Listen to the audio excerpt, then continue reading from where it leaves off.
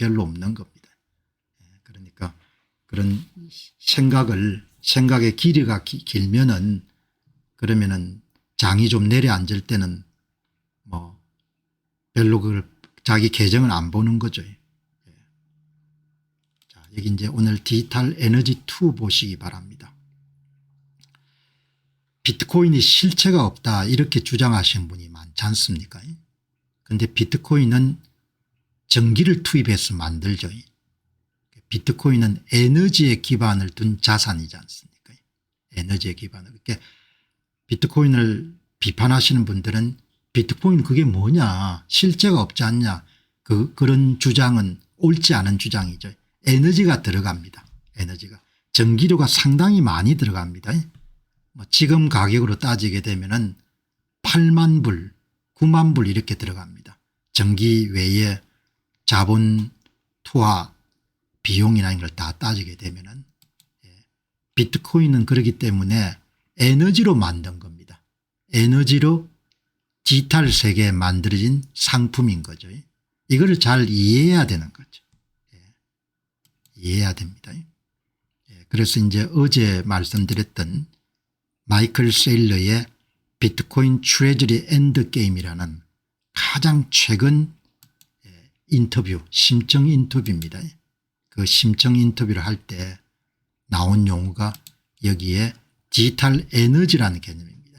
디지털 에너지라는 개념이 나왔기 때문에 오늘 디지털 에너지라는 개념을 비트코인은 단순한 디지털 화폐를 넘어서 인류 문명을 발전시켜온 디지털 에너지다. 디지털 에너지다. 그렇기 때문에 이 디지털 에너지 개념을 잘 이해해야 디지털 에너지라는 상품이기 때문에 이 기초자산 금을 이런 기본으로 해가지고 대출도 일으키지 않습니까? 마찬가지로 비트코인이라는 그런 디지털 에너지라는 기초자산을 기반해 가지고 신용을 만들어낼 수가 있는 거죠. 신용을 이른바 디지털 크레딧이 창조가 되는 겁니다. 그래서 이 개념을 잘 이해하는 것이 한 번 더 보시기 바랍니다. 여기 보시면은 비트코인으로 1조 달러를 축적한 이후에 디지털 크레딧을 발행을 통해서 그 자본을 더욱더 성장시킬 수가 있습니다. 그 시장이 이제 한참 이렇게 출현하고 있죠.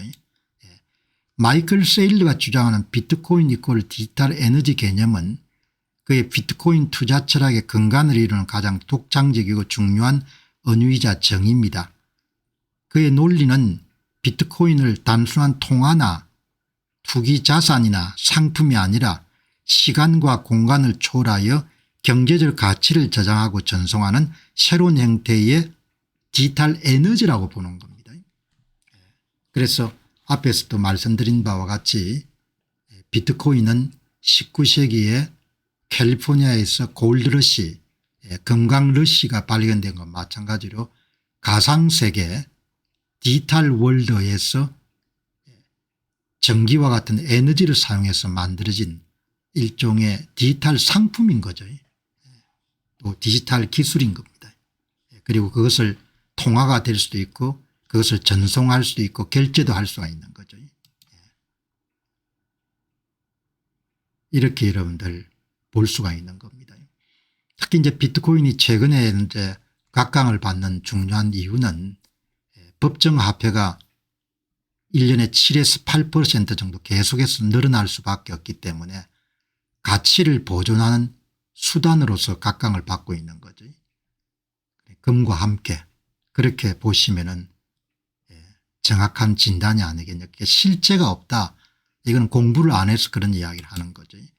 마이클 세일러에게 비트코인은 물리적 에너지를 투입하여 전기를 투입하여 생성된 겁니다. 전기를. 그러니까 생산 단가가 8만 불 9만 불 정도 들 정도니까 상당히 여러분들 돈이 많이 들어가는 재료입니다. 시간과 인플레이션으로 손실 없이 경제적 가치를 영구히 저장하고 국경과 중개자 없이 빛의 속도로 전 세계에 전송될 수 있는 궁극적인 디지털 에너지 저장소 및 전송망이자 디지털 상품입니다. 이렇게 봐야 되는 거죠. 여기 이런 짧은 문장이지만 이 문장을 잘 이해하는 것만 하더라도 비트코인의 실체를 정확하게 이해를 할 수가 있는 거죠. 경제적 가치를 감가상각이나 이런 것 없이 보존할 수 있는 겁니다. 그리고 정부의 허가나 은행의 허가 없이 P2P 모델로 결제하고 전송할 수 있는 그런 디지털 에너지 저장소 및 전송망인 거죠. 이 개념이 여러분 워낙 중요하기 때문에 비트코인이 실체가 없다 이렇게 하면 비트코인 투자했으면 오래 가질 수가 없는 겁니다. 그래서 이론 무장이 좀 필요한 거죠. 여기 보시면은 에너지를 투입해서 만든 상품입니다. 에너지를. 예. 물리적 에너지의 전환. 비트코인은 실제로 전기 에너지를 투입하여 Proof of Work 작업 증명 채굴 방식으로 생성됩니다. 이 과정을 통해서 전기라는 물리적 에너지가 수학적 확실성에서 봉인된 디지털 가치 디지털 상품 비트코인으로 변환됩니다. 예, 아주 잘 정리한 문장입니다. 전기를 투입해 가지고 수학적 알고리즘에 따라 가지고 만들어진 일종의 디지털 자산이자 상품이 탄생한 겁니다. 그런데 원래 특성은 뭔가 에너지입니다. 에너지를 갖고 에너지를 투입해서 만든 겁니다. 에너지는 카피할 수가 없지 않습니까? 금이나 부동산 같은 물리적 자산은 보관, 운반, 관리 과정에 비용이 발생하고 가치가 손실될 수 있습니다. 그러나 비트코인은 디지털 형태로 가치를 영원히 보존하며 시간의 흐름에 따라 감가상각이 없습니다. 생산 원가도 상당히 높습니다. 지금은 8만 불에서 10만 불 정도 되는 거죠. 나중에 생산 원가가 얼마나 드는지 여러분들 한번 보실 겁니다. 감가상각이 없는 거죠. 그리고 제가 보기에는 비트코인은 뭐 지금 가격이 내렸다 뭐 이런 이야기가 있지만 원금 손실 가능성이 현저히 낮은 상품입니다. 완전 가능성이. 변동성은 높지만 원금을 잃어버릴 수 있는 가능성은 현저히 낮은 거죠. 비트코인은 인류가 창출한 경제적 에너지를 저장하는 가장 완벽한 배터리입니다. 법정화폐는 중앙은행의 통제와 인플레이션에 인해 에너지가 새어나가지만 비트코인은 에너지를 보존합니다. 그래서 가치가 올라갈 수밖에 없는 거죠. 법정화폐는 딱 정해져 있습니다. 현재 추세로면 10년마다 구매력이 절반 정도로 줄어드는 거죠. 다음 보시기 바랍니다. 에너지 전송 시스템입니다. 결제 송금에서 거래 비용을 현저하게 낮춘 그런 화폐이자 상품입니다. 물리적 에너지나 금은 운반의 물리적 시간과 비용이 듭니다. 반면에 비트코인은 디지털 에너지이기 때문에 인터넷을 통해 빛의 속도로 국경 없이 거의 무시할 수 있는 비용으로 현저히 낮은 거래 비용으로 전 세계 어디서든 전송될 수가 있습니다. 마이클 세일러는 비트코인 네트워크를 초전도 에너지 네트워크에 비유합니다. 전력 손실 없이 에너지를 전달한 초전도체처럼 비트코인은 가치 전송 시에 중개자나 수수료로 인한 손실이 극히 적습니다. 10분의 1 이렇게 하지 않습니까? 보통 카드사나 이런 데서 은행에서 받는 그런 송금 수수료의 10분의 1 정도로 여러분들 저렴하게 보낼 수가 있는 거죠. 에너지 전송 시스템인 겁니다. 이렇게 여러분들 이 본인이 투자하고 있는 투자 대상에 대한 지식을 기반으로 해가지고 신념을 가질 수 있어야 여러분들 5년 6년 7년 정도 가질 수가 있는 겁니다. 새로운 경제적 기반 디지털 시대의 기반 자산 세일러는 맨해튼의 기반함을 예를 듭니다. 비트코인이 미래 디지털 경제에 변하지 않는 단단한 기반 암석 역할을 합니다. 모든 디지털 금융 거래와 스마트 계약이 이 흔들림 없는 기반 위에서 안전하게 작동하게 됩니다. 그러니까 비트코인 기반을 해가지고 막대한 신용이 만들어질 수가 있는 거죠. 막대한 신용이. 법정화폐가 정치적 에너지라면 비트코인은 수학적 확실성에 기반한 순수한 디지털 에너지입니다. 문명이 존재하는 한 전기 에너지는 존재할 것이고 비트코인은 이 에너지를 가치로 변환하는 가장 효율적인 메커니즘이 될 것이란 믿음을 갖고 있습니다.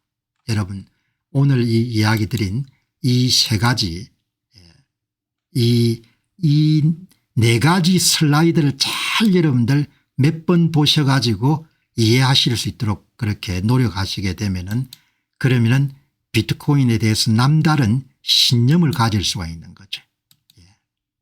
마이클 세일리가 제시하는 그런 개념화 이거를 정확하게 본인이 이해하겠다 그렇게 되게 되면은 컨빅션 인베스팅이 되는 겁니다.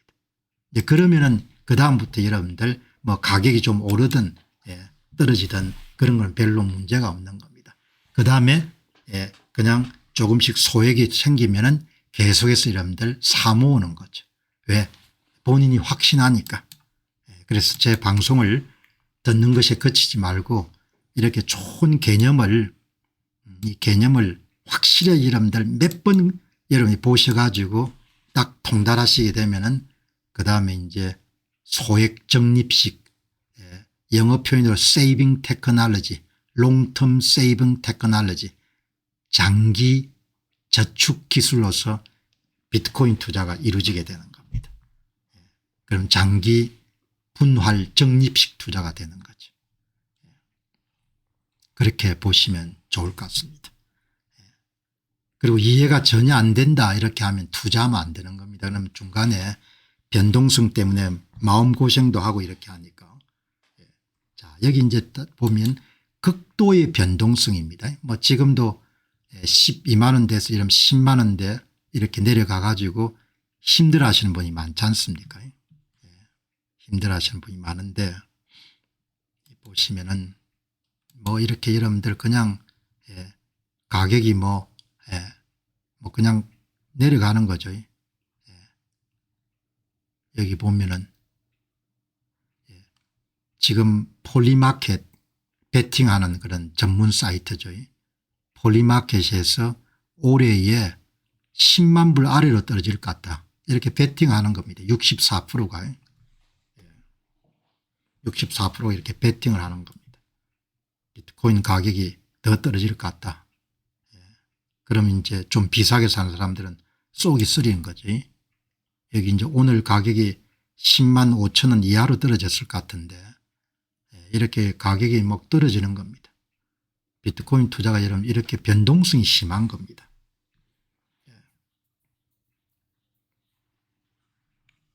여기 한 분께서 공박사님 비트코인을 언급 안 했으면 좋겠습니다. 그렇게 이야기하셨는데 그건 아니죠.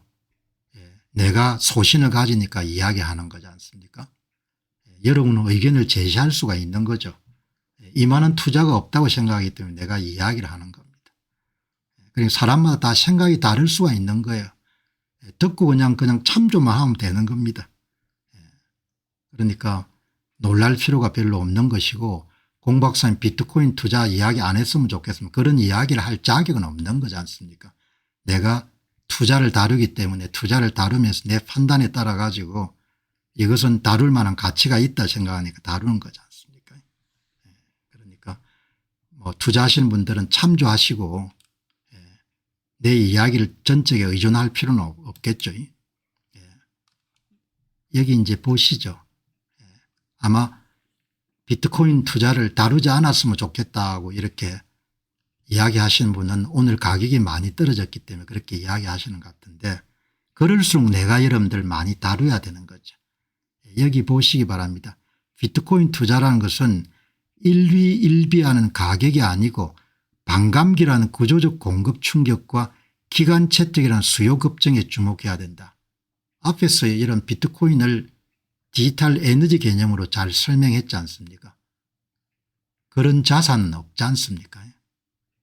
그러니까 사람은 다 자기 중심으로 보니까 자기 중심으로 이야기를 할 수가 있는데 글을 남길 때는 남 보고 그런 주제를 다루지 않았으면 좋겠다 그런 이야기를 할 필요가 없는 거죠. 내가 어련히 알아서 여러분들 나이가 한두 살도 아니고 내가 알아서 판단하겠습니까? 여기 보시면은 샤나카 안슬렘 페레라 씨가 여러분들 쓴 글 보시기 바랍니다. 이 양반은 여러분들 아주 확고한 이야기를 하지 않습니까? 비트코인 단기 가격의 변동성은 투자자의 인내심을 훔치는 세금입니다. 성공적인 투자는 결과가 아닌 생존을 우선한 과정에 달려 있습니다. 투자자는 빚내서 투자하지 마시기 바랍니다. 레버리지 대신에 현물을 선호하시고 예측이나 헤드라인, 신문기사라든지 가격 동향에 너무 민감하지 마시기 바랍니다. 반감기라는 장기적 메커니즘에 집중하시기 바랍니다. 궁극적으로 인내심을 갖고 생존하는 것이 비트코인 투자에서 가장 중요한 전략입니다. 여러분 무슨 이야기인 줄 아시겠죠? 이 이야기의 핵심이 이 문장에 있는 겁니다. 가격이 오르고 내리는 것은 시장이니까 당연히 여러분들 가격이 오르고 내리는 거죠. 그럼 뭘 집중해야 된다는 겁니까? 수급을 정확하게 보라는 거지 않습니까? 공급은 어차피 반감기가 있고 제한되어 있으니까. 그리고 인내심을 가지라는 거죠. 인내심을 가질 수가 없으면 투자하지 말라는 거 아니에요. 인내심을 가질 수가 없으면 투자하지 말라는 거죠. 롱텀 세이빙 테크놀로지인데 나는 도저히 롱텀을 가질 수 없으면 투자해서 안 된다는 거죠. 그럼 ETF 투자하라는 거죠. 이만한 여러분들 기대 수익률이 높은 투자가 어디 있습니까? 그런데 이런 귀한 주제를 공병호가 여러분들 다루지 말라. 그런 여러분 이야기를 어떻게 합니까?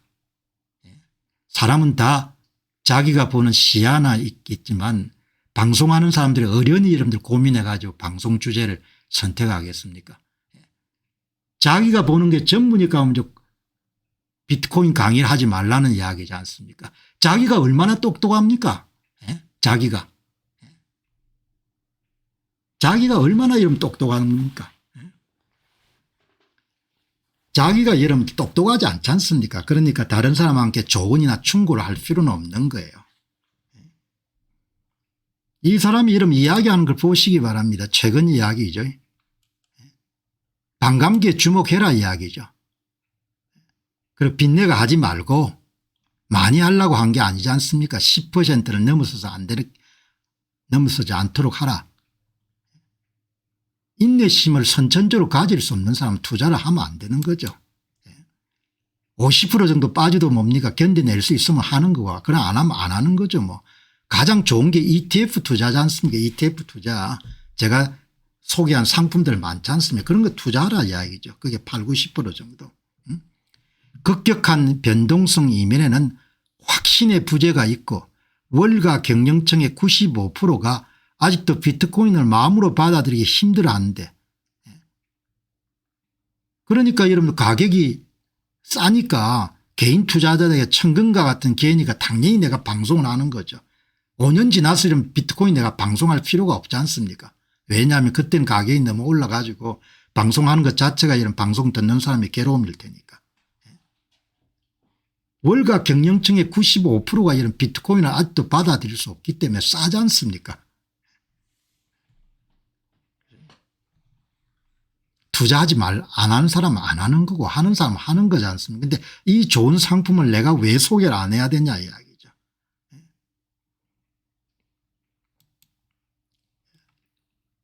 변동성에 흔들리지 않는 장기 투자 심리 및 전략. 이 투자는 여러분 뭐죠? 비대칭적 수익성이 큰 투자지 않습니까? 그 비대칭성 베팅에 해당하는 그런 투자인 거죠. 그래서 여기 여러분들 이 전문가는 뭐라고 합니까? 생존을 보장하는 비대칭성과 비트코인 투자 원칙이라 하지 않습니까? 그만큼 기대 수익률이 높다는 거죠. 그 대신 변동성이 크기 때문에 레버리지를 하지 말고 그리고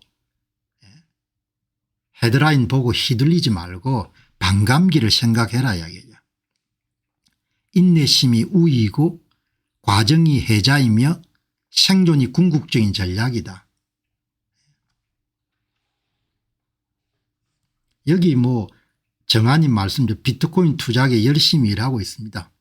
남들이 보면 정신 나갔다고 이야기하겠죠. 나는 박수 치고 싶거든요.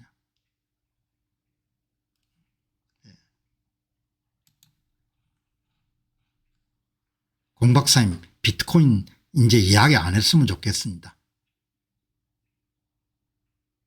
매일 뭐 얼마나 새로운 지식들이 많이 쏟아져 나오는데 이 멋진 주제를 이야기 안 합니까? 조금 더 가고 나면 이제 기회가 없을 건데.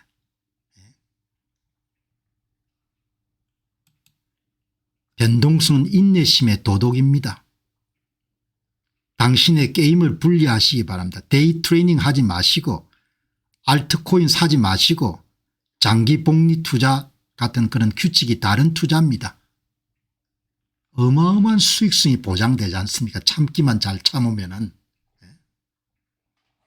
골프티에 테니스 스윙을 가져오지 마시기 바랍니다. 여러분 이렇게 가격 변동이 심할 때는 그냥 자기 계좌를 한 달간 보지 마세요. 한 일주일이든. 그냥 안 보면 되지 않습니까? 안 보면 정보를 차단하는 겁니다. 자기한테 들어오는 정보를. 그걸 매일 보니까 이런 열을 받는 거죠.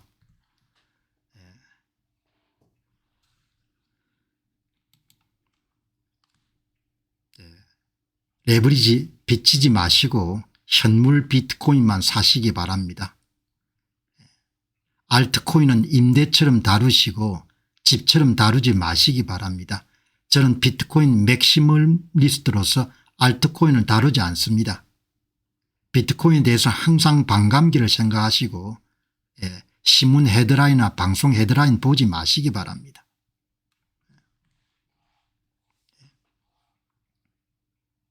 비트코인이 종종 옆으로 움직이거나 하락하지만 어느 날 당신이 몇 년 후에 확인해 보면 몇 년 전보다 훨씬 높은 곳에 올라와 있습니다. 인내심이 우위입니다. 얼마나 여러분 멋진 이야기입니까? 이렇게 멋진 이야기를 누가 해 주겠습니까? 비트코인 다루는 젊은 분들이 많지만 이렇게 학술적으로 학구적으로 누가 이야기해 줄 수 있겠냐 이야기죠. 여러분 이렇게 가격 변동 심할 때는 계정 보지 마시기 바랍니다. 저는 여러분 투자할 때만 보고 그다음은 다 덮어버립니다. 그다음 안 봅니다. 소액이 생겨가지고 소액을 이런 비트코인을 살 수 있을 때만 가격을 보고 그다음은 안 보죠. 어떤 경우는 여러분들 1개월 동안 안 본 경우도 있는 거죠. 그죠?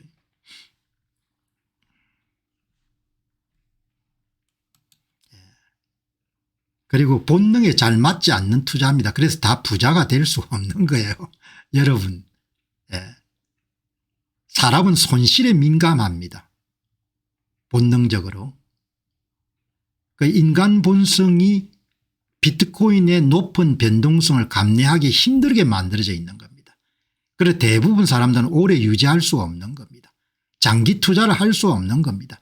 왜냐하면 인간 본성이 그것을 받아들이기 힘든 이런 상품이기 때문에.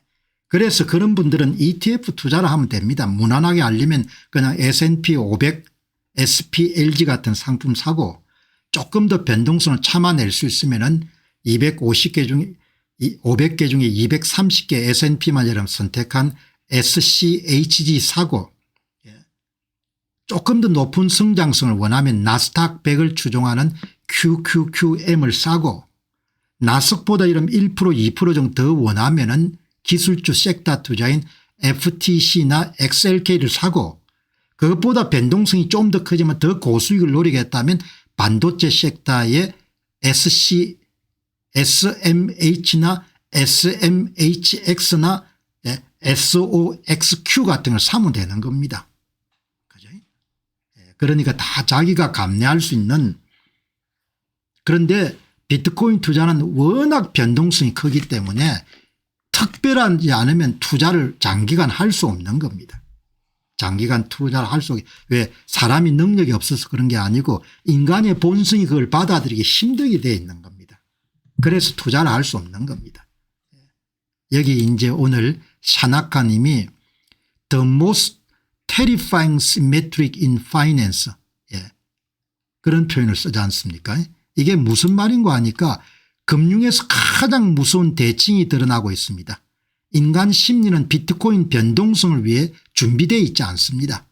오늘 방송을 보시는 분들 가운데 뭐 내가 7% 손해를 봤다 8% 손해를 봤다 하시는 분들은 10% 넘었을 때 감내할 수 없으면 비트코인 투자하시면 안 되는 겁니다. 왜? 사람의 심리 자체가 이러면 사람마다 다르기 때문에 저는 50% 정도도 이러면 감내할 수가 있는 겁니다. 그리고 여러분들 5년 6년 10년 참아낼 수가 있는 겁니다. 그걸 못 참겠다. 그렇게 무난한 투자를 하면 되는 겁니다. 내가 대안도 다 제시했잖아. ETF 중에서 이런 상품을 그냥 사면 된다 이야기죠. 금융에서 가장 무서운 대칭인 거죠. 인간의 심리가 이걸 못 받아들인다는 겁니다. 그런데 여러분이 잘 사는 것은 이 비대칭적 베팅에 달려 있을 수도 있는 겁니다. 그래서 제가 약간의 리스크를 무릅쓰고 비트코인을 다루는 겁니다. 왜? 투자 수익률이 워낙 크기 때문에 비대칭적 수익률, 비대칭적 벳에 해당하는 겁니다. 당신이 몇 년 후에 계정을 확인해 보면은 최고치를 찍고 올라가 있을 자산입니다. 이것은 그냥 단순한 투자가 아니고 당신을 소유하기에 재설계되어 있는 시스템으로부터 탈출구입니다. 법정화폐가 여러분들 그냥 쏟아져 나오는 세상에서 그럼 뭘로 대비할 거냐 이야기죠. 금 살 거냐. 미국의 기술주도 괜찮습니다. 기술주 살 수 있는 거죠. 그러나 그보다 훨씬 더 투자 수익이 높으니까 비대칭적 베팅에 10% 정도 투자할 수 있지 않냐 이야기죠. 견딜 수 없으면 투자하면 안 되는 겁니다. 내가 이야기한다고 반드시 투자라는 이야기는 아니니까 제가 여러분들 한 몇 달 정도 충분한 선택폭을 제시했지 않습니까? ETF 다 소개하고 그다음에 여러분들 고민 좀 해가지고 이런 비트코인을 소개하지 않습니까? 처음에 ETF를 다 소개한 다음에 그다음에 여러분들 비트코인 소개해야 되냐 말아야 좀 고민을 했죠. 그러나 비트코인 소개해 드려야겠다 이렇게 본 거지 않습니까? 이렇게 여러분들 쫙 보면 되는 거죠. 그리고 특히 옛날에 비해서 지금은 스마트폰을 가지고 수시로 들어가 볼 수 있기 때문에 힘들죠. 그러니까 심적으로 너무나 괴롭고 이렇게 하면은 비트코인 투자를 한 번 더 고민해 보시기 바랍니다. 급격한 변동성을 극복할 수 있는 지혜와 지식, 인내심이 있다면은 전례를 찾기 힘든 비대칭적 수익률을 통해 상당한 수익을 확보할 수 있을 것이다. 인내의 대가가 큰 거죠. 그지? 그러니까 구글은 좋은 회사니까 투자해도 되는데 비트코인은 투기적 자산이니까 투자해서 안 된다. 그렇게 생각이 들면 안 해야 되는 거죠. 저는 구글이나 여러분들 아마존이나 이런 거하고 비교할 수 없을 정도의 자산이라고 보니까. 앞에서 이야기했지 않습니까? 디지털 에너지고 근본 자산이라고 보기 때문에 투자를 하는 것이고 그런데 뭐 구글에 투자하지 왜 그렇게 투기적 자산에 투자하냐 그렇게 생각하면은 본인 생각이 정리가 안 돼 있는 거죠.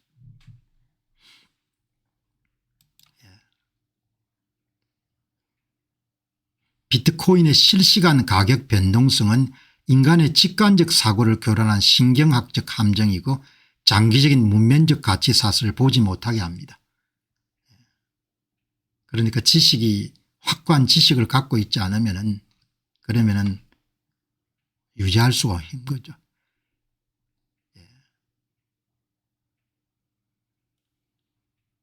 화폐 가치가 여러분 한국에서 약세인 달러 대비 여러분들 계속해서 약세가 되고 돈을 찍어서 여러분들 그냥 인플레가 심하고 그럼 어떻게 대비할 겁니까?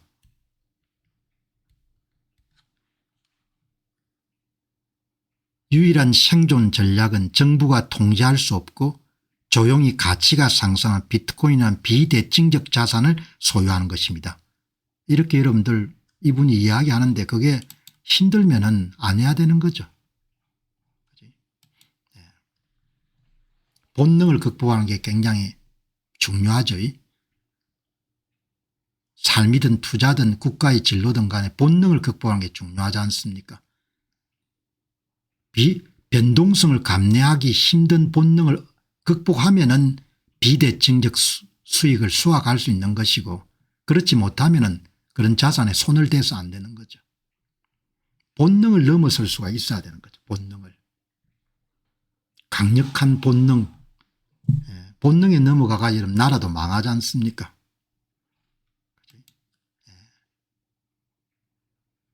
비트코인은 장기적으로 승리할 수밖에 없잖아요.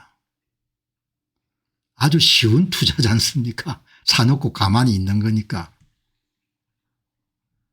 공급은 제한되어 있고 수요는 늘어갈 수밖에 없지 않습니까? 이렇게 쉬운 투자가 어디 있습니까?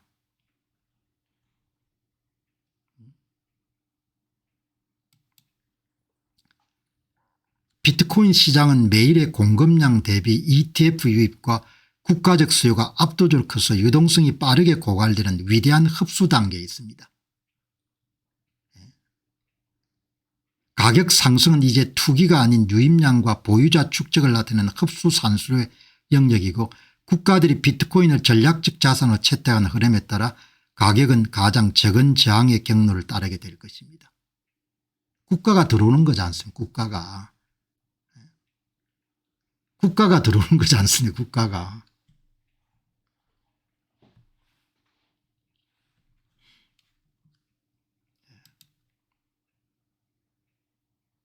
채굴자들이 하루에 450개를 만드는데 이게 신규 공급 물량의 유일한 겁니다. 현물 ETF는 매일 발행되는 양의 1500배 3000배를 흡수합니다. 주권 국가들이 만 단위의 주문으로 진입할 때 그들은 단 한 번의 거래로 21일치의 글로벌 생산량을 제거합니다. 그럼 9월 달에 이런 가격이 왜 많이 빠졌나? 장기 보유자들이 많이 내다 팔았죠. 한 40만 개 정도를. 이유는 모르겠습니다.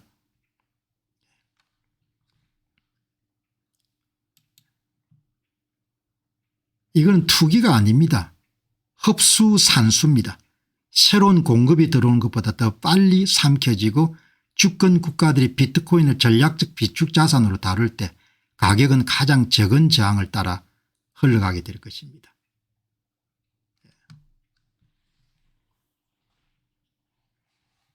그렇지 않습니까? 뭐 좋은 기회잖아요. 엄청나게 좋은 기회지 않습니까? 여기 달란트 님이 정확하게 말씀하시네요. 비트코인 가치를 알게 되면 다른 것에 투자하기가 힘듭니다. 투기꾼이 돼서 그런 게 아니고 오늘 강연을 다 소화하게 되면 다른 것에 투자하기가 쉽지가 않죠. 달란트 님은 정확하게 보고 계시네요.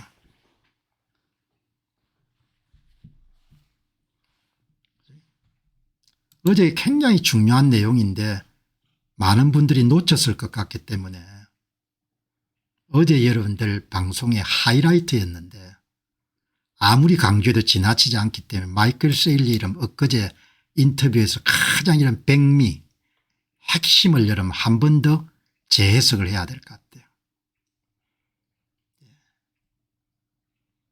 여러분들은 정말 복 받으신 겁니다. 왜 그런가 하니까 제가 이렇게 이러면 한 2시간 정도 인터뷰를 보더라도 너무나 이러면 한 3, 40년 정도 너무나 많은 글을 읽고 너무나 많은 글을 썼기 때문에 2시간, 3시간 인터뷰를 보더라도 뭐가 가장 핵심 포인트를 빠른 시간에 잡아내지 않습니까? 이 2시간 넘는 인터뷰 중에서 이런 지금 방송이 가장 핵심입니다.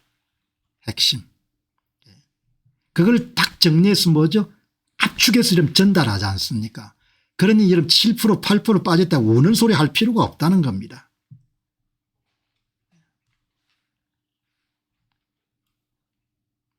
(7% 8% 빠졌는데 우는 소리가 나오면은 그냥 투자 안 해야 되는 겁니다. 그거는. 여기 보시기 바랍니다. 여기 여러분들 마이클 세일러가 뭐라고 이야기합니까? 비트코인은 정확하게 향후 21년간 연평균 29%씩 상승해서 2100만 달러에 도달할 것으로 예상합니다. 29년 2046년까지입니다. 이 29%를 위험이 없는 금리로 간주해야 된다고 주장합니다. 그리고 29% 이런 21년 넘었으면 21%로 성장률이 떨어질 거라 예상합니다.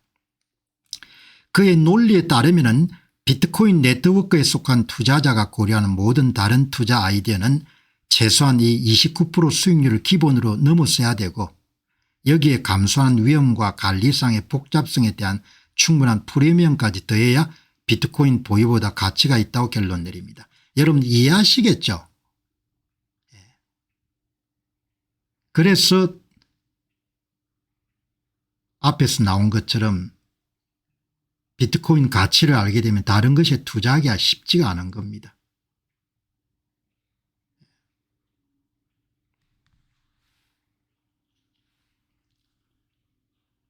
사면 29%가 보장이 된다는 거 아닙니까? 그럼 이게 가능성 이상의 최소치잖아. 29%가. 29%가 최소치입니다. 그럼 다른 데 투자하려면 29%보다 더 많이 수익을 내는 투자처를 발굴해내야 되는 겁니다. 29% 플러스 알파를 제공하는 수익처는 없습니다. 전 세계에.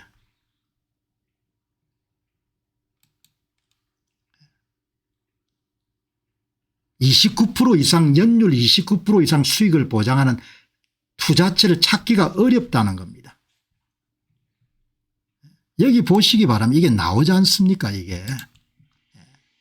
여기 보시면은 엔비디아가 여러분들 이렇게 높은 수익을 올렸는데 이것도 계속될 수가 없잖아요. SMH가 여러분 10년 동안 27.8%를 자랑했는데 지금은 이제 5년 동안 AI도 있고 엔비디아도 있고 하니까 38%가 올랐지만 이거는 비정상적이고 월렌 버핏이 평생 동안 25% 수익률을 올려가 엄청난 부를 만들어냈지 않습니까?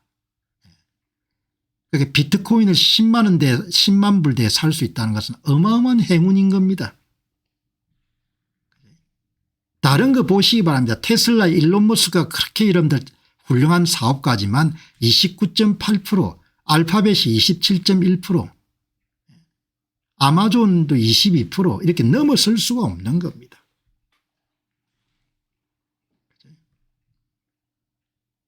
그러니까 이런 데 대한 확고한 신념이 있어야 투자를 계속해 나갈 수 있는 겁니다. 위험 없는 금리라는 게 중요한 겁니다. 비트코인 사고 이러면 그냥 묻어두는 거가 29%가 보장이 되는 겁니다. 그럼 그거를 그 돈을 가지고 다른 데 더 25%짜리 투자를 할 수는 없지 않습니까? 그 돈을 빼가지고 비트코인 이름들 가격 내렸다 이러면 빼가지고 그걸 마이크로소프트에 좀 투자하겠습니다. 투자할 수가 없잖아요. 수익률이 낮으니까. 마이크로 이름들 29%짜리 빼가지고 20%짜리 넣을 수는 없지 않습니까? 애플에 19%짜리 될 수가 없지 않습니까? 그 굉장히 중요한 이야기를 마이클 세일러가 하는데 여기 연평균 29%가 최소치다. 최소치. 제가 보기에는 최소치라는 겁니다. 그러니까 비트코인을 여러분들 그냥 사가지고 그냥 묻어두는 거가 그게 위험 없는 금리입니다. 29%. 그런데 좀 돈을 좀 더 분리하겠다. 그렇게 해서 다른 투자처나 비즈니스 아이디어를 발굴해서 투자하려면은 29%보다 더 세야 된다. 그런 투자처가 없다는 겁니다. 여기서 보시다시피. 그런 투자처는 세상에 없는 겁니다. 제가 반도체 섹터 투자를 굉장히 좋아하는데 SMH는 엔비디아 주식을 한 20% 정도 포함하고 있을 겁니다.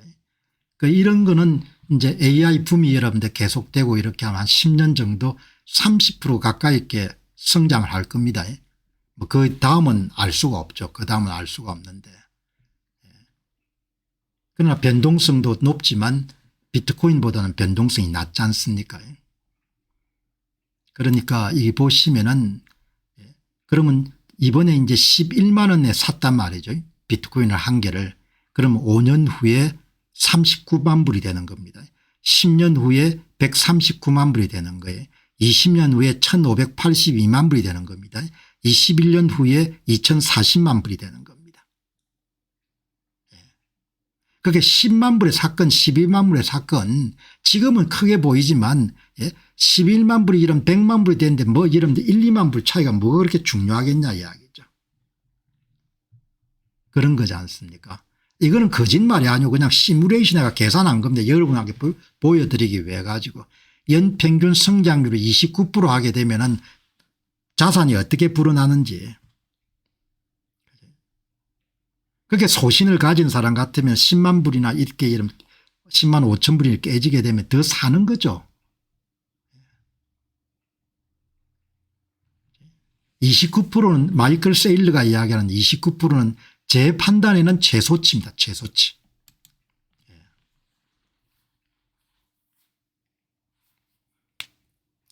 이게 보시기 바랍니다. 어마어마하지 않습니까? 이 대가가 엄청난 변동성입니다.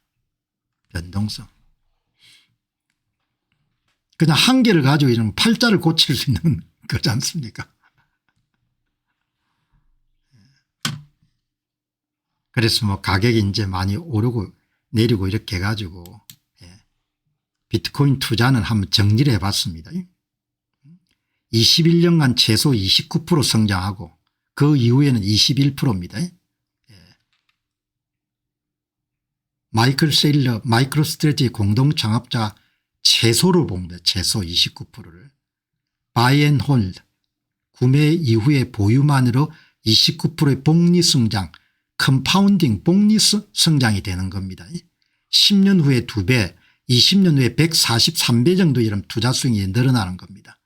그러면 다른 데 어떻게 투자하겠냐. 이걸 알고 여러분들 마이크로소프트 투자를 어떻게 하겠습니까? 못하는 겁니다. 29% 알파를 만족하는 투자처가 거의 없는 겁니다. 은혜님이 저는 금바지 팔아서 비트 샀습니다. 당연히 사죠. 금반지든 은반지든 다 팔아가지고. 다른 투자를 할 때는 29% 플러스 알파가 돼야 되는 겁니다. 그러니까 비트코인 세계에 입문하게 되면 그다음부터는 사람이 보는 투자 방향이라는 게 많이 틀려지는 거죠. 29% 플러스 알파가 없지 않습니까? 여기에. 반도체 빼고는 없는 겁니다. 반도체 빼고는. 그래서 극도로 높은 변동성 때문에 내가 10%를 제한을 해라. 10% 넘기 말고 자기 자산 가운데 금융자산 가운데 10% 보시고 자산 포트폴리오 안정성 침해 가능성이 높은 거죠. 물론 릭 엘드만, 마이클 세일러, 톰 플리아노, 말러슨 공격적인 투자를 주장하는 사람도 있는데 공격적인 투자를 주장하는 사람도 있는데 뭐 그냥 최대 10% 정도가 맥시멈인 거죠.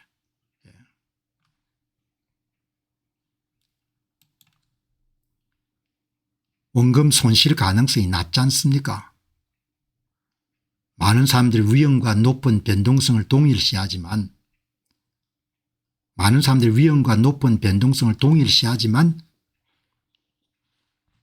변동성하고 위험은 다르니까. 주식 투자해 보신 분들은 특정 주식 투자가 여러분들 물려가지고 50% 70% 이렇게 여러분들 고생하신 분들 많지 않습니까? 월가 95%가 받아들이지 않고 소극적 다수의 대중이 받아들이지 않는 거죠.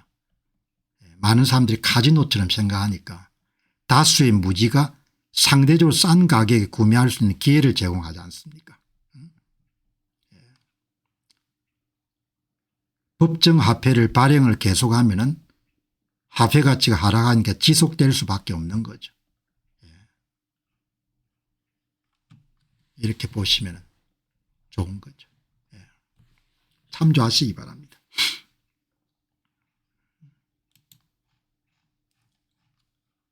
자, 여기 이제 오늘 마침 폭락 위험을 경고하는 이야기가 여기 이제 이분이 형님인 것 같네요. 옛날에 여러분들 아마 방송에서 한번 제가 다뤘을 겁니다. 이 행제관이 다 여러분들 유명한 투자자네요. 이 행제관이 이 글렌트 이분 여러분 기억나시죠? 게리 카돈이라고 읽네요. 게리 카돈. 영국에서 에너지 사업을 해서 크게 성공하고 그다음에 기술기업도 일으킨 비트코인이 모든 것을 다 먹어치울 것이다 이렇게 답했던 사람이죠. 아주 이 형님이네요. 형님. 이분은 또 부동산 회가 크게 성공을 했네요. 부동산 해가지고 여기에 부동산 해가지고 아주 미국에서 유명한 그런 부동산으로 유명한 사람이 모양입니다. 무슨 이야기를 했는가 여러분 가만히 제가 들어보니까 핵심 메시지가 뭔가 하니까 그랜트 카도는 실체가 없는 수많은 기업들이 마이클 세일러가 했듯이 비트코인 매입 전략을 무분별하게 모방하는 행위가 대규모 그런 재무적인 재앙을 초래해 가지고 비트코인 시장을 어지럽게 할 가능성이 있다. 마이크로 스트래티지는 문제가 없겠지만 다른 기업들은 문제가 발생할 수 있다. 이런 이야기를 오늘 하네요. 부실 기업들의 그러니까 비트코인 재무관리 회사들이 마이크로 스트래티지를 카피해 가지고 많이 생기는데 그 회사들이 나중에 이제 재무적인 문제 때문에 부실화될 가능성이 높다. 그런 이야기를 하고 단 마이클 세일러의 마이크로 스트래티지는 크게 문제가 없을 것이다. 그렇게 이야기를 하네요. 본인 부동산 기업도 마이크로 스트래티지를 본받아 가지고 비트코인을 사 모으는데 사서 이제 이렇게 사서 모으는 그런 일을 하는데 자기들은 부동산 사업이라는 것 자체가 기본적인 틀이 있으니까 문제가 없는데 다른 데가 문제가 된다. 뭐 이런 이야기를 한번 들어볼 만할 것 같아요. 그러니까 만일에 이 비트코인 재무회사에 투자를 하는 경우에는 투자자들 입장에서는 좀 고민을 해야겠죠. 비트코인 레버리지를 쥐고 투자를 하는 거니까. 그런데 이분 말씀은 마이크로 스트래티지는 크게 문제가 없을 것 같다. 그렇게 이야기를 하는 거죠. 자, 그런데 이제 조 버넷은 이런 이야기를 하네요. 사람들이 좀 이중적이다는 겁니다. 비트코인 가격은 계속 오를 걸로 예상하면서 비트코인 재무회사는 어려움에 처할 것이다. 그렇게 생각하는 것은 옳지 않다는 거죠. 사람들이 비트코인이 향후 10년간 연평균 성장률 20%를 초과할 것으로 기대하면서 동시에 비트코인 재무 보유 기업들이 미래가 어둡다 이렇게 보는 것은 굉장히 문제가 있다 이렇게 보는 거죠. 자, 여러분 뭐 가격이 오늘 많이 떨어지는 모양인데 그러니까 조금 이제 투자 분위기가 좋지 않은 상황에서 이런 방송이 어떻게 비칠지는 모르겠는데 어쨌든 궁금한 겁니다. 형님도 동생도 여러분들 이렇게 돈을 많이 번 사람인데 미국에서 부동산 재벌로 알려진 이 글랜트 카돈 이 사람은 왜 부동산 사업을 하면서 자기 회사의 보유 자금을 비트코인을 사 모을까 이렇게 예상을 잘 해놨네요. 부동산 건물 글랜트 카돈은 하락장에 올 때마다 수백 개의 비트코인을 매입하고 있다고 말합니다. 100만 달러는 향후 5년 내에 쉽게 달성할 수 있을 걸 봅니다. 어쩌면 더 빨리 올 것 같습니다. 지금처럼 이렇게 하락장에서 이런 이야기가 그렇게 가슴에 와닿겠지만 이런 사람들이 투자를 하는 것은 그냥 빠질 때마다 구입한다는 거 아닙니까? 저는 연말 전에 16만 달러에 도달할 수 있다고 생각하고 100만 달러가 향후 5년 내에 쉽게 달성할 수 있다고 생각합니다. 어쩌면 더 빨리 저는 3년 안에 그것을 볼 수가 있을 것입니다. 그러니까 하락장에 200개를 사고 다음 주말에는 300개를 샀습니다. 108개를 샀을 때는 9만 3천 불이었고 105개를 샀을 때는 7만 5천 불이었고 7만 5천 불일 때 엄청나게 많이 샀습니다. 이렇게 여러분들 이야기를 하지 않습니까? 그러니까 5년 전에 샀어야 됐다 뭐 이런 후회는 항상 할 수가 있는 거죠. 다음에 5년 뒤에 지나가 여러분들 지금 보고 뭐라고 하겠습니까? 지금 샀어야 됐다. 그렇게 이런 후회를 하겠죠. 동생하고 이런 형님이 다 부자입니다. 글렌트 카돈 부동산업으로 가지고 게리 카돈은 에너지나 그다음에 IT를 가지고 했는데 궁금했거든요. 게리 카돈은 이렇게 돈을 불리는데 부동산하는 형님은 아마 부동산만 하고 있을 거다 이렇게 생각했는데 부동산만 하는 게 아니고 비트코인도 엄청나게 많이 사모으는 그런 이야기를 하네. 여기 아주 유명한 이야기를 했지 않습니까? 시장이 어마어마하게 20조에서 200조 정도가 커질 거다.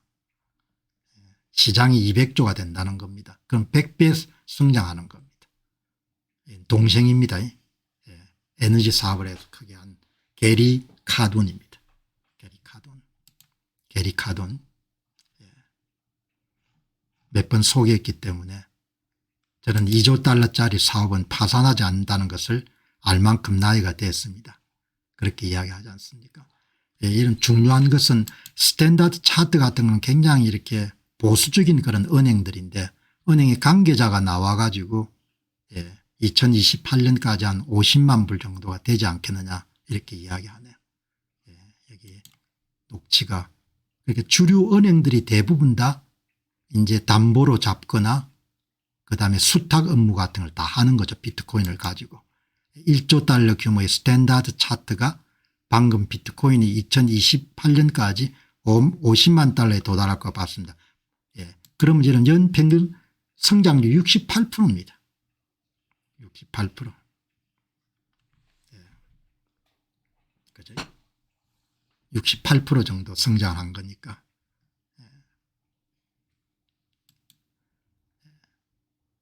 스탠다드 차트는 비트코인이 현물 ETF를 통한 막대한 자금 유입을 주된 동력으로 삼아서 2028년 말까지 비트코인 가격이 50만 달러에 도달할 것으로 예측합니다. 그리고 지금 90대 1로 보유하고 있는데 아마도 금하고 비트코인이 80대 20 정도로 아마 자리를 잡을 것 같습니다. 이렇게 주류 언론들에서 이야기를 하지 않습니까? 자, 여러분 이제 오늘 보시면은 무난한 투자는 ETF 투자죠. ETF 투자입니다. 그래서 이제 오늘 여기에 미국의 방송 이런 데 보면은 좀 자주 나온 아주 이렇게 여유가 있는 노신사가 이분이죠. 이분이 케빈 오리얼이라는 사람입니다. 케빈 오리얼이 굉장히 부자고 또 방송인고 말도 참 잘하시는 것 같아요. 1954년생이네요. 이렇게 방송에 나와서 하는 내용을 한번 풀어봤습니다. 이렇게 풀어보니까 이분 이야기가 여러분 핵심이 뭔가 하니까 가장 무난한 투자가 여러분들 미국에서 기술주나 성장주에 대한 ETF 투자를 하는 거다. 지수를 추종하는 ETF를 사는 거다. 케빈 오리얼이는 AI와 블록체인이 미래 성장의 두 가지 강력한 축이라고 진단합니다. AI는 모든 산업의 생산성을 향상시켜 주식시장 지수를 경인하고 있고 블록체인은 투기를 넘어서 미국 재무부가 보장한 실물경제 디지털 결제 표준으로 자리매김할 것으로 전망합니다. 투자자들에게 개별 주식이 아닌 지수를 통해 다각화하고 이 거대한 성장의 흐름을 놓치지 말 것을 권고합니다. 이런 인터뷰에 가장 핵심이 뭔가 하니까 상장 지수 펀드를 투자하는 것이 좋겠다. 가장 무난하게 이야기하는 겁니다. 이분이. AI는 현실이고 시장 성장의 동력이기 때문에 인덱스 펀드를 사는 게 좋겠다. 그렇게 이야기하는 거죠. 그리고 지금 이제 아마 이 방송을 듣는 분들 가운데서도 인덱스 펀드를 일찍부터 투자해 보신 분들은 상당한 수익이 될 겁니다. 왜냐하면 대부분의 인덱스 펀드가 AI를 주도하는 그런 빅테크 기업들을 많이 담고 있기 때문에. 그리고 이제 또 한편으로는 블록체인의 새로운 역할과 실물 경제의 결제 표준으로 자리 잡기 때문에 이 분야에도 관심이 필요하다. 그런데 모두가 다 지수 보유를 통해서 그렇게 여러분들 자산을 운영하는 것이 그렇게 좋겠다. 그럼 지수하면 뭐 이분은 안전한 다각화를 위해 가지고 투자자들에게 시장의 타이밍을 맞추려 하지 말고 조정은 올 수 있지만 성장은 계속될 것이기 때문에 안전한 다각화를 위해서 순수한 지수를 소유하고 성장이 계속되도록 내버려 두라고 조언했다. 이렇게 보지 않습니까? 그래서 이제 SCHG, S&P 500 주종, 그다음에 기술주, 섹터 투자, QQQM, 나스닥, SMH, SMHX, 반도체 이렇게 투자하면 되지 않습니까? 그죠? 이분은 그냥 순수한 지수 투자만 하라 이렇게 이야기하는데 그러면 성장률이 너무 낮으니까 이렇게 낮추어 가지고 배분 비용을 정해서 이렇게 투자하면 되는 거고, 그런데 이제 또 세상은 다 전부가 다 지수 투자만 하는 사람들이 있는 게 아니니까 오늘 이 프레드 크루그 보시기 바랍니다. 이분은 뭐 부자니까 대단히 공격적인 투자를 하는데 본인 포트폴리오를 공개를 했네요. 그냥 참조하시기 바랍니다. 개인이 따르기에는 너무나 위험하니까. 여기 오늘 모처럼 이렇게 하기가 쉽지가 않은데 프레드 크루그가 자기 포트폴리오를 어떻게 구성하고 있는지를 공개했거든요. 여기 보시면은 비트코인을 70% 투자합니다. 30% 스탁, 대부분 여러분 기술주 투자를 했을 거예요. 채권 하나도 없는 겁니다. 부자니까. 비트코인 공포 때문에 절대 팔아서는 안 됩니다. 네버. 그리고 가격 떨어졌을 때 계속 사야 됩니다. 지금 쌉니다. 이런 뜻이죠. 그리고 현물 우리나라는 지금 안 되겠지만 비트코인을 담보로 해가지고 돈 좀 빌려서 투자하는 것도 괜찮습니다. 다른 코인 신경 쓰지 마시기 바랍니다. 이렇게 이야기하지 않습니까? 비트코인에서 다음 10배의 수익을 포착하기에 비트코인 100만 달러에 대해 연구하고 책을 지었습니다. 이렇게 책을 지었습니다. 비트코인은 절대 여러분들 놀래가 팔면 안 됩니다. 절대 안 됨. 그리고 가격 많이 떨어졌을 때 공격적으로 사는 겁니다. 1년에 한 번 너무 과도한 쏠림이 없도록 리밸런싱을 하기 바랍니다. BTC를 담보로 대출 받는 것도 괜찮습니다. 한계 조건이 있고. 다른 코인들 손대지 마시기 바랍니다. 비트코인 70% 주식 30% 채권 없습니다. 이렇게 이야기하는 겁니다. 이거는 여러분 너무 공격적이니까 여러분 참조하시면 안 되는 겁니다. 아주 이 천재적인 사업가니까 천재가 이렇게 하구나. 그 정도만 이해하시면 될 것 같아요. 천재는 투자를 저렇게 하구나. 그렇게 여러분들 이해하시면 좋을 것 같습니다. 프레드 클루그가 2시간 전에 올린 글을 보니까 모든 거대한 랠리는 극단적인 그런 두려움 시기로부터 시작됩니다. 무대는 완벽하게 갖춰졌습니다. 극단적인 두려움은 극단적인 기회입니다. 이렇게 이야기하지 않습니까? 그죠? 자, 여기 이제 오늘 보시면은 초기 투자자들이 많이 팔았네요. 역대급 매물이 9월 달에 저지가 됐는데 사람마다 보는 시각이 다 다르니까 이러면 순 매도, 그러니까 매입보다 매도가 많을 때는 이렇게 붉은색이 나오는 거죠. 매도가 많을 때. 그러니까 어떨 때는 매도가 많았다가 그다음 매수가 많고 매도가 있고 매수 있고 매도 매수 매도 매수 매도 매수 매도 매수 매도 매수 매도 그다음 또 매수가 있겠습니까? 이제 장기 보유자입니다. 장기 보유자를 뭐 어떻게 정의하는지 뭐 한 5년 이상 갖고 있는 사람이겠죠. 이 사람들이 순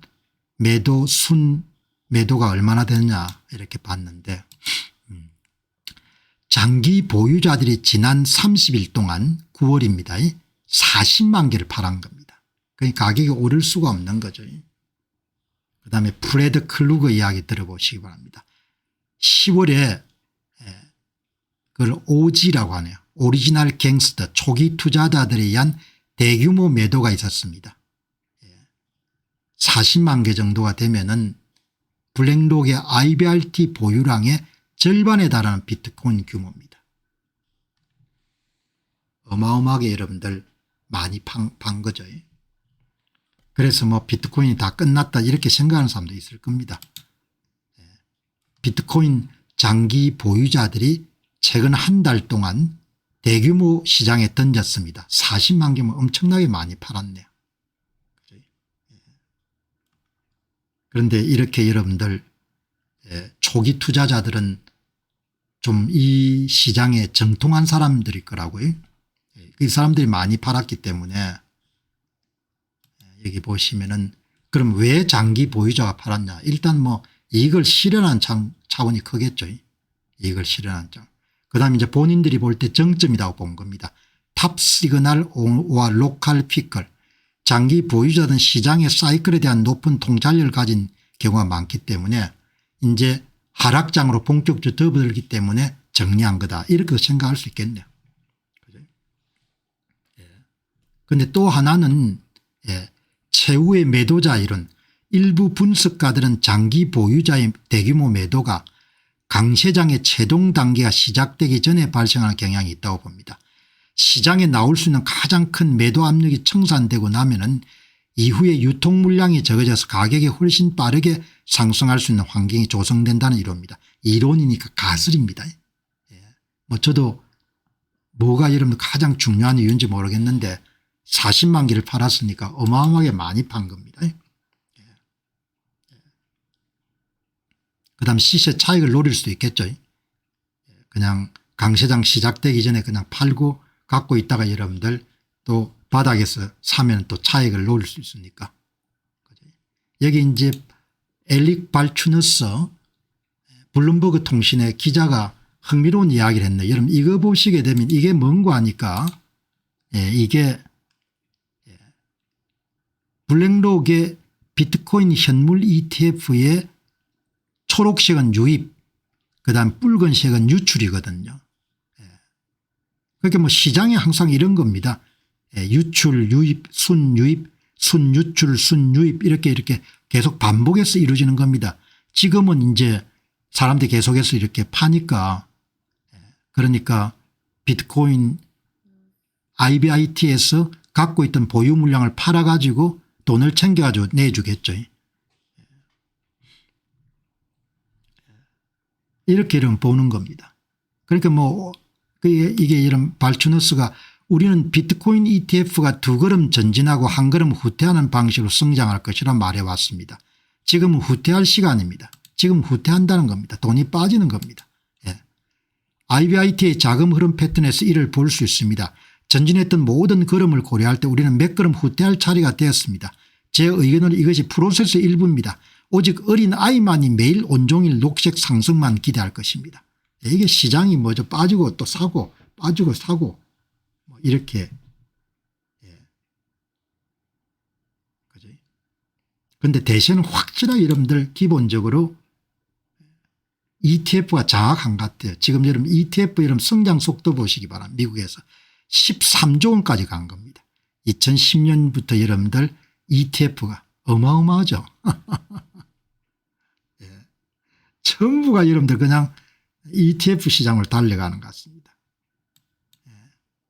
미국 ETF 자산 규모가 10월에 처음으로 13조 달러를 돌파했습니다.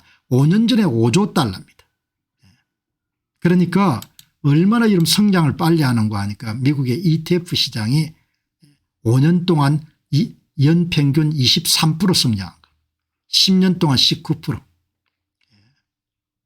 그러니까 개별 주식 투자보다도 압도적으로 ETF 투자가 중요한 그런 상황이 된 거네요. 어마어마하게 빨리 성장하네요. 이런 ETF들을 제가 많이 소개를 했죠.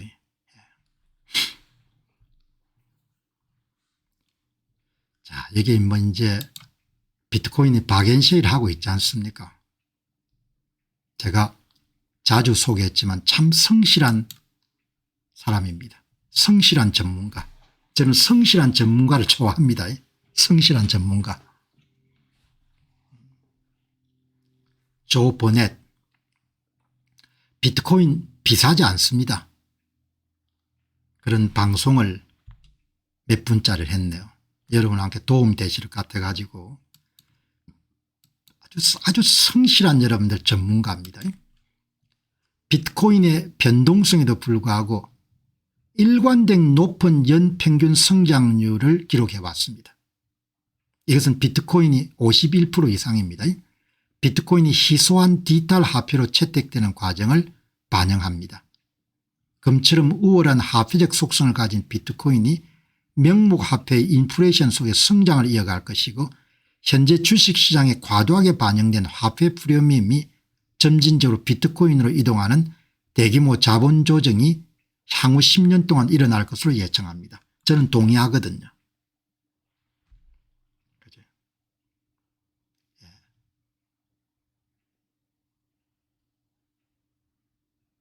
높은 수익률 때문에 대규모 자본 재조정이 일어날 겁니다. 그죠?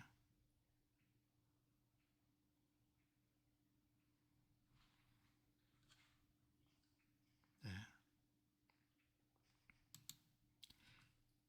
지난 1년에 57%, 5년 동안 51%, 일관된 높은 연평균 성장률을 보여왔는데 이거는 명목화폐 공급이 평창하는 시대에 비트코인이 희소한 디지털 자산으로 화폐화되고 있음을 입증합니다. 가장 성실한 여러분 전문가 한 분의 이야기를 들어보는 겁니다. 다음 두 번째, 금과의 비교 및 화폐적 속성. 금이 지난 55년간 9%의 연평균 성장률로 다른 원자재와 같은 상품 2%를 압도한 것은 금이 독특한 화폐적 속성을 갖고 있고 희소성 때문입니다. 비트코인 역시 우월한 화폐로서의 지속적인 채택과 명목화폐의 인플레이션의 두 가지 동력에 의해서 장기적 성장이 주도될 것으로 봅니다. 세 번째, S&P 500의 실러 퍼 40배는 기업 이익 외에 거대한 화폐 프레임이 반영되어 사람들이 주식을 가치 저장 수단으로 사용하고 있음을 뜻합니다. 1달러 수익을 40달러로 이런 기대하고 주식을 사는 겁니다. 반면에 비트코인은 낮은 화폐적 가치로 평가할 수 있고 퍼가 2배밖에 안 됩니다. 인플레이션된 금융자본이 더 강력한 화폐인 비트코인으로 점진적으로 이동하면서 시장가치 평가가 재조정될 겁니다. 향후 10년간 지속될 추세라고 전망합니다. 여러분 말씀드린 것과 같이 비트코인이 다른 시장을 상당히 많이 잠식할 거라는 이야기죠. 현금 시장, 채권 시장, 성장주 시장 마찬가지입니다.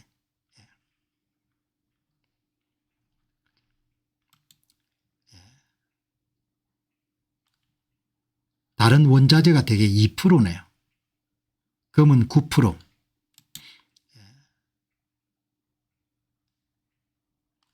사람들은 콩이 향후 5년 반 동안 금보다 실적이 뛰어나기 시작할 것이라고 예상합니다. 하지만 일부 자산은 투기 때문이 아니라 시간이 지남에 따라 가치 저장 수단으로 더 나은 고유한 속성 때문에 뛰어난 성과를 냅니다. 제 개인 의견으로는 비트코인도 비슷한 패턴을 보일 것으로 봅니다. 그래서 1년 동안 57%, 2년 동안 77%, 3년 동안 76%, 5년 동안 51%의 성장률을 기록했습니다. S&P 500의 실러 퍼는 40배입니다. 이것은 투자자들이 연간 수익 1달러당 40달러를 지불할 의사가 있음을 뜻합니다. 이것은 사람들이 S&P 500을 단순한 투자가 아니라 가치 저장 수단으로 사용하고 있기 때문입니다. 그 가격에는 커다란 화폐 프리미엄이 내재되어 있습니다. 이것은 기업 이익만으로 정당화될 수 없습니다. 비트코인은 이 역동성을 뒤집어 버렸습니다. 비트코인이 화폐이기 때문에 그 수익은 시간이 지남에 따라 구매력을 보존하고 확장하는 능력을 반영하는 복합 연간 성장률로 표현될 수 있을 것입니다. 그래서 여러분 계산을 해보니까 비트코인 11만 대 불에 구입하게 되면 화폐적 퍼가 1.96이네요. 여전히 저렴하다는 겁니다. 그리고 이 보시면은 전기나 이런 것을 다 포함하게 되면 2024년에는 생산 비용이 25,000에서 45,000, 2025년에는 26,000에서 5만 불, 그리고 2025년 10월 말에는 11만 2천 불까지 이름 뛰어오릅니다. 에너지 비용이 증가하고 네트워크 난이도가 증가하기 때문에. 그러니까 실체가 없는 게 아니고 생산 단가가 굉장히 비쌉니다. 아주 많이 비싸졌습니다. 전기료, 하드웨어, 운영비용, 채굴 난이도, 평균 채굴 비용이 여러분들 가장 최근 데이터가 11월 초가 11만 불이 드는 겁니다. 그러니까 거의 원가로 판매하는 겁니다. 지금 원가로 10만 불로 떨어지게 되면 원가보다 더 싸게 판매가 되는 겁니다.